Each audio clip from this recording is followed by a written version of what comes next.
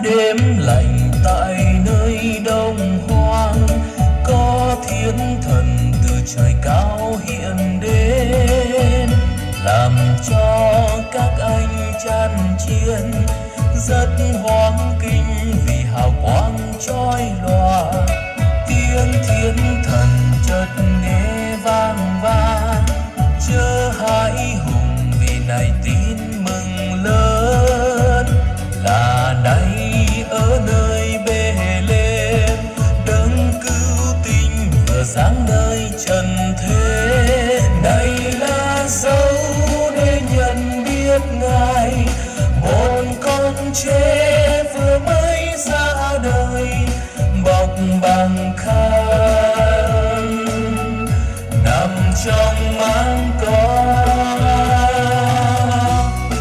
Ngài là Christ, là Chúa trên trời, lìa thiên quốc mang lấy thân người để cứu người thoát ly tội lỗi.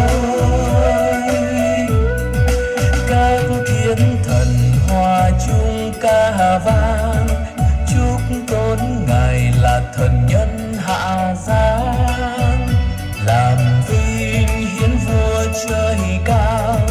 Khắp đất gieo mừng bình an đến rồi, dắt nhau cùng về nơi Bê-lêm, thấy như lời được một thiên thần báo. Mừng vui các anh chan chiên, chứng kiến con trời bữa nay hạ giáng, vì yêu thế gian Ngài xuống đời, nằm nơi mang thật chốn để hẹn. Càng về khuya càng thêm giá rét,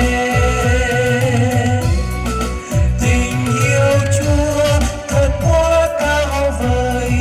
Ngài đã đến để cứu con người, đem phước hạnh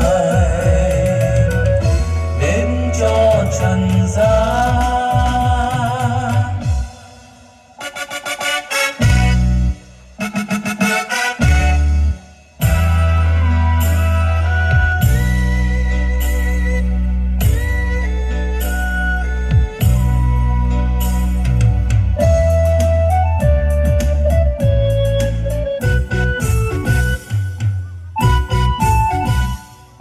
Giáng sinh về làng ta vui sao, tiếng ca hòa cùng đoàn thiên thần hát, làm vinh hiến vua trời cao.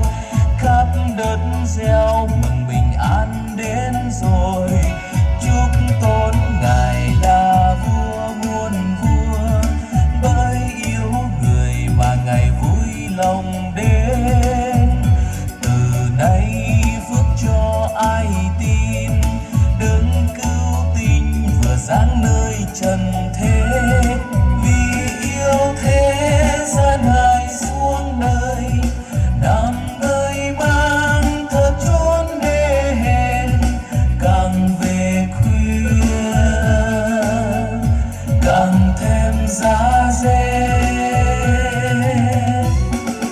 tình yêu Chúa thật quá cao vời. Ngài đã đến để cứu con người, đem phước hạnh đến cho trần gian.